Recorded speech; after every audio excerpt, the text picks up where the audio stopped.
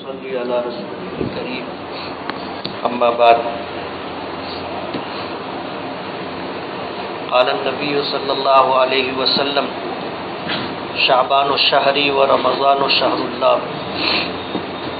بزرگان محترم اور عزیز دوستو،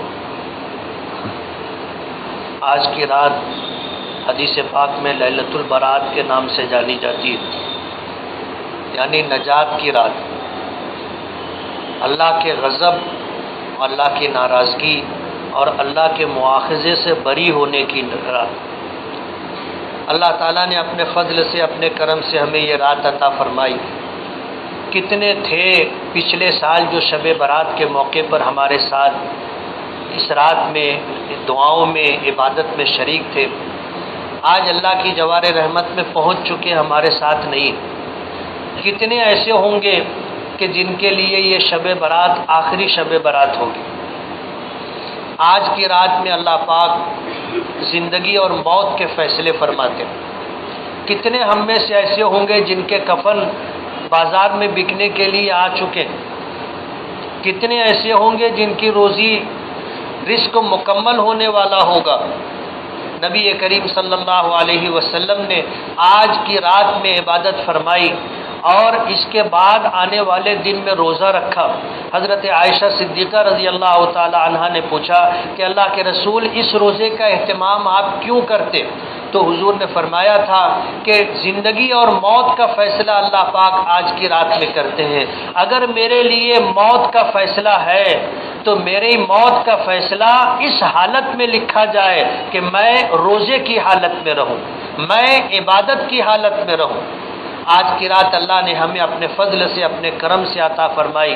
حضرت علی رضی اللہ تعالیٰ عنہ فرماتے ہیں کہ آج کی رات میں اللہ تعالیٰ قبیلہ بنو کلب کی بکریوں کے بالوں سے زیادہ انسانوں کی مغفرت فرماتے ہیں۔ اللہ تعالیٰ کی داد و دہش عام ہوتی ہے، لیکن کچھ ایسے بندے ہوتے ہیں جو اللہ کی اس مغفرت عامہ سے بھی محروم رہتے ہیں۔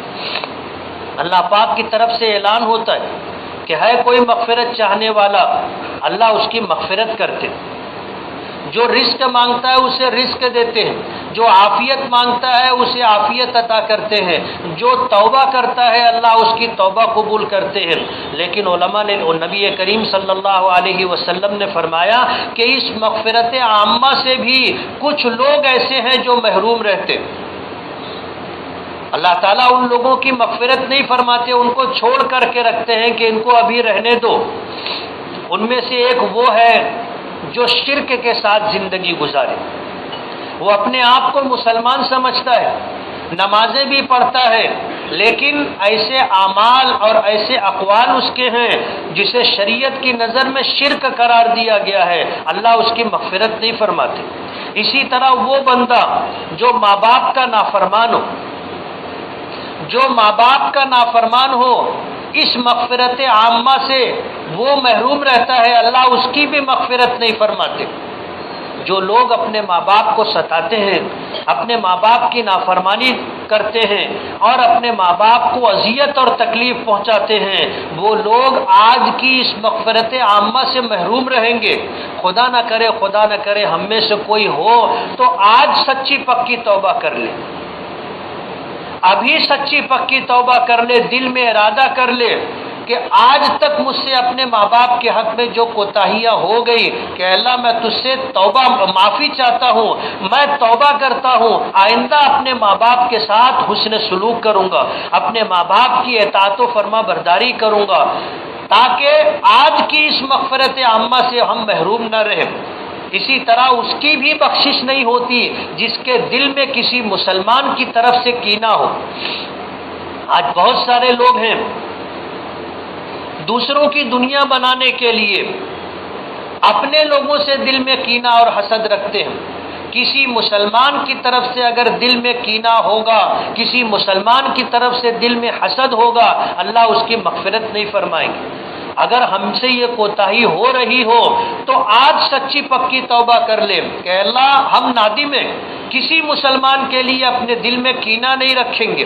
نبی کریم صلی اللہ علیہ وسلم سے ایک صحابی نے کہا کہ اللہ کے رسول مجھے کچھ نصیحت فرما دے، تو حضور نے فرمایا تھا اگر تم سے ہو سکے تو صبح اس حال میں کرو کہ تمہارے دل میں کسی ایمان والے کی طرف سے کینہ نہ ہو۔ ہمارے اکابرین اور بزرگوں نے یہ بات لکھی ہے کہ رات میں سونے سے پہلے اللہ سے توبہ کر لینا چاہیے، اور رات میں سونے سے پہلے یہ طے کر لینا چاہیے کہ میرے دل میں کسی مسلمان کی طرف سے کوئی کینہ نہیں۔ اگر کسی سے اذیت اور تکلیف پہنچی ہے، رات سونے سے پہلے اس کو معاف کر دیں۔ ہم کسی قصوروار کو معاف کریں گے، ہم بھی قصوروار ہیں، اللہ ہمیں بھی معاف کر دے گا۔ اللہ معافی کو پسند کرتے ہیں، اللہ معافی کو پسند کرتے ہیں۔ ہم اگر کسی کو معاف کریں گے جبکہ اللہ جانتا ہے کہ اس نے ہمارے ساتھ ظلم کیا ہے، زیادتی کی ہے، ہمیں جانی مالی اذیت اور تکلیف پہنچائی ہے، لیکن ہم نے دل بڑا کر کے اس کو معاف کر دیا، اللہ ہم کو بھی معاف کر دیں گے۔ اسی طرح جو شراب کا عادی ہوگا اللہ اس کی مغفرت نہیں فرمائے۔ اسی طرح جو تکبر میں مبتلا ہوگا، تکبر کہتے ہیں کہ کسی مسلمان کو اپنے مقابلے میں حقیر سمجھنا کہ میں اس سے اچھا ہوں، اس کی کیا اوقات اور کیا حیثیت ہے میرے سامنے، یہ تکبر ہے۔ جو مسلمان تکبر میں مبتلا ہوگا آج کی رات میں اللہ کی داد و دہش، مغفرت اور بخشش سے وہ محروم رہے گا۔ اسی طرح وہ شخص جس کی لنگی یا جس کا پاجامہ ٹخنے کے نیچے ہو، یعنی لنگی یا پاجامے سے اس کا ٹخنا ڈھکا ہوا ہو، اس کی بھی اللہ تعالیٰ مغفرت نہیں فرماتے۔ یہ غیروں کی تہذیب اور کلچر کہ ہم لوگ اس طرح کپڑے پہننے لگے کہ ہمارے پیروں کے ٹخنے چھپے رہتے، نبی کریم صلی اللہ علیہ وسلم نے اس سے منع فرمایا ہے، اور ایسا کرنے والے آج کی رات مغفرت اور بخشش سے محروم رہتے۔ اس طرح کے جو معاملات عمومی طور پر ہم لوگ اس میں مبتلا ہیں، اللہ تعالیٰ جب اس طرح کے مواقع ہمیں عطا کرتے ہیں تو اس سے ہمیں فیضیاب ہونا چاہیے، اس سے ہمیں شاداب ہونا چاہیے۔ یہ اللہ پاک کی طرف سے ہے، حدیث پاک میں آتا ہے کہ اللہ پاک کی طرف سے رحمتوں کے جھونکے چلتے ہیں۔ اذا رأیتموہا فاستقبلوہا، جب تم اس طرح کا کوئی موقع پاؤ تو اس کا استقبال کرو، اور استقبال یہ ہے کہ ہم ان چیزوں کی قدردانی کریں۔ نبی کریم صلی اللہ علیہ وسلم سے اس رات میں کوئی مخصوص عمل منقول نہیں ہے، لیکن جو حدیث میں نے سنائی کہ اللہ پاک آسمان دنیا پر جلوہ افروز ہوتے ہیں اور لوگوں سے کہا جاتا ہے کہ مغفرت، رزق، توبہ اور عافیت کے طلبگار اگر ہو مانگے اللہ دیں گے، تو یہ اشارہ ہے کہ ہمیں دعاؤں کا خاص طور پر اہتمام کرنا چاہیے۔ کچھ ساتھیوں نے اس طرف متوجہ کیا کہ ہر شب برات کو ہم لوگ فجر کی نماز کے بعد دعا کا اہتمام کرتے ہیں، جبکہ یہ رات صبح صادق پر ختم ہو جاتی ہے اور ہماری دعا فجر کی نماز کے بعد ہوتی ہے، تو اسے ہمیں رات میں یعنی عشاء کی نماز کے بعد دعا کا اہتمام کرنا چاہیے، اس لیے اجتماعی دعا کر لی گئی۔ تو آج کی رات میں ہمیں خاص طور پر استغفار ہے، خاص طور پر اللہ سے روزی کی طلب ہے، عافیت کا مطالبہ ہے، اور اسی طرح جو ہے اللہ تعالیٰ سے توبہ، ان چیزوں کا اہتمام کرنا چاہیے۔ اور نفل عبادتوں کے لیے مسجد کے مقابلے میں گھر بہتر ہے، اس لیے کہ نفل عبادت مخفی رہ کر کے اس طرح کرنا چاہیے کہ کسی کو پتہ نہ ہو۔ اگر گھر میں جگہ نہیں ہے تو مسجد میں آپ عبادت کر سکتے ہیں، مسجد میں ماحول بھی ہوتا ہے، لیکن نفل عبادتوں میں بہتر یہ ہے کہ آدمی تنہائی کے اندر نفل عبادت کرے، لوگوں سے چھپ کر کے نفل عبادت کرے۔ اور آج کی رات جو عبادتیں ہیں وہ نفل عبادتیں ہیں۔ ہم جو بھی نمازیں پڑھنا چاہیں، تہجد پڑھنا چاہیں، صلاۃ التسبیح پڑھنا چاہیں یا اور صلاۃ الحاجت وغیرہ پڑھنا چاہیں تو ہم پڑھ سکتے ہیں، قرآن کریم کی تلاوت کر سکتے ہیں، تسبیحات کا اہتمام کر سکتے ہیں، لیکن نفل عبادتوں کے لیے مسجد کے مقابلے میں گھر بہتر ہے۔ ہم سے ہو سکے تو ہم گھر کے اندر کریں، ہمارے گھروں میں بھی خیر و برکت رہے گی۔ حدیث پاک میں آتا ہے کہ اپنے گھروں کو قبرستان مت بناؤ۔ صحابہ کرام نے پوچھا کہ اللہ کے رسول قبرستان بنانے کا کیا مطلب ہے؟ تو فرمایا کہ اپنے گھر میں کسی کا انتقال ہو جائے تو اسے گھر میں دفن مت کرو، اور اسی طرح جیسے قبرستان میں نماز نہیں پڑھی جاتی تو اپنے گھروں کو ایسا مت بناؤ کہ وہاں نماز نہ پڑھی جائے، گھروں میں بھی نماز پڑھنے کا ہمیں اپنا معمول بنانا چاہیے۔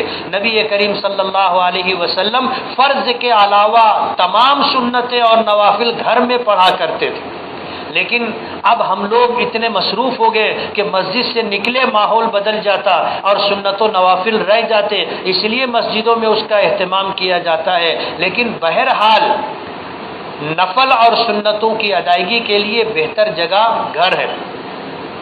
مسجد میں الحمدللہ آپ کی راحت کے لیے، سہولت کے لیے سارا انتظام ہے، آپ رات بھر اطمینان سے عبادت کر سکتے ہیں، انتظامیہ کی طرف سے ساری سہولتیں ہیں۔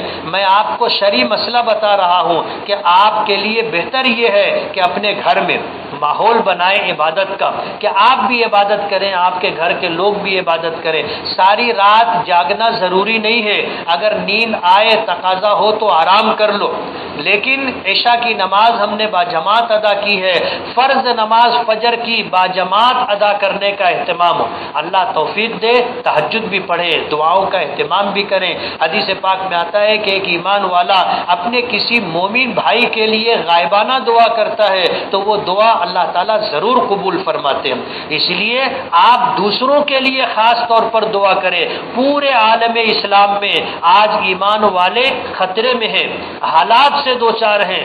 ہمیں اللہ نے عافیت عطا کی کہ ہم چین و سکون کے ساتھ اپنے بیوی بچوں کے ساتھ، اپنے دوست و احباب کے ساتھ، اپنے وطن کے اندر خیر و عافیت کے ساتھ زندگی گزار رہے ہیں۔ ان لوگوں کے بارے میں سوچو جو آج شام میں، یمن میں، لبنان میں، عراق میں اور دنیا کے دیگر علاقوں میں جن کی جان، مال، عزت و آبرو سب کچھ خطرے میں ہے، ہزاروں لوگ شہید ہو چکے، کوئی ان کا پرسان حال نہیں، کوئی داد رسی کرنے والا نہیں۔ ایسے مصیبت زدہ پریشان حال لوگوں کے لیے دعا کریں کہ جو لوگ اپنی جان بچا کر کے کشتیوں کے ذریعے سے نکلے تو دریاؤں میں کشتیاں ڈوب گئی، کوئی ملک ان کو قبول کرنے کے لیے تیار نہیں۔ ایسے حالات میں مسلمان ہیں، آپ ان کی بے بسی کا اندازہ کریں کہ جنہوں نے اپنا گھر بار، اپنا شہر چھوڑا اور آج ان کے لیے دنیا میں کہیں جگہ نہیں ہے، وہ کس طرح جئیں گے؟ اپنے بیوی بچوں کے ساتھ لوگ پریشان ہیں، بے حال ہیں، روٹی روزی سے محروم ہیں۔ ان مسلمان بھائیوں کو اپنی دعاؤں میں خاص طور پر یاد کریں۔ ہم ان کے لیے دعا کریں گے، اللہ تعالیٰ وہی دعائیں ہمارے حق میں بھی قبول کرے گا۔ اس لیے ہم بخل سے کام نہ لیں، ہم دوسروں کے لیے مانگنے میں عاجز نہ بنیں، ہم دوسروں کے لیے خاص طور پر مانگیں۔ اس رات میں دعا کا اہتمام اللہ تعالیٰ کی طرف سے ہمیں بتایا گیا کہ اللہ ہم سے مغفرت چاہو، مغفرت مانگو، رزق مانگو، عافیت مانگو، توبہ کرو۔ اللہ پاک کی طرف سے اعلان ہوتا ہے۔ قدر دانی یہ ہے کہ اللہ کے اس اعلان کو سن کر کے اور ہمارے علم میں آ جانے کے بعد ہم دعاؤں کا خاص طور پر اہتمام کریں، یہی اس رات کی قدر دانی ہے۔ اللہ تعالی ہمیں عمل کی توفیق عطا فرمائے۔ ان احباب سے گزارش ہے کہ جو اس رات کو گھومنے پھرنے میں، سیر و تفریح میں اور کھانے پینے میں گزارتے ہیں اور وقت برباد کرتے ہیں، وہ اس سے اعتراض کریں۔ کھانا منع نہیں ہے، آپ کھائیے، لیکن عبادت کا اہتمام کریں، اور جب آپ کی طبیعت اچاٹ ہو جائے تو گھر جا کر کے سو جائیں اور فجر کی نماز با جماعت ادا کرنے کا اہتمام کریں۔ حدیث پاک میں آتا ہے کہ وہ بندہ جو عشاء کی نماز با جماعت ادا کرے اور پھر اس کی نیت ہو کہ فجر کی نماز با جماعت ادا کروں گا، اور فجر کی نماز کے لیے اٹھنے کا اہتمام کرے اور با جماعت ادا کرے، نماز ادا کرے، تو اللہ تعالیٰ اسے پوری رات عبادت کرنے کا ثواب دیتے ہیں۔ یہ اللہ تعالیٰ کی ہم لوگوں پر داد و دہیش ہے، اللہ پاک کا احسان اور کرم ہے کہ ہم نہ بھی کریں تو اللہ پاک ہمیں ثواب دیتے ہیں۔ اس لیے ضروری یہ ہے کہ ان چیزوں کو ہم اپنی نیتوں میں شامل رکھیں. ہماری نیت ہوگی تو اللہ پاک ہمیں نوازیں گے. نبی کریم صلی اللہ علیہ وسلم آپ نے زندگی میں ایک مرتبہ قبرستان جا کر کے مرحومین کے لیے دعائے مغفرت کی تھی. سہولت ہو تو ہمیں بھی جانا چاہیے، اور اگر نہیں گئے تو کوئی گناہ بھی نہیں ہے، لیکن یہ کہ مرحومین ہماری دعاؤں کے محتاج ہیں، منتظر ہیں، ہم ان کے لیے دعا کریں. اللہ تعالیٰ اس رات کی ہمیں قدردانی عطا فرمائے اور اس رات کو گناہوں سے، کوتاہیوں سے محفوظ رکھنے کا فیصلہ فرمائے. وآخر دعوانا ان الحمد للہ رب العالمین. ونصلی علی رسول کریم.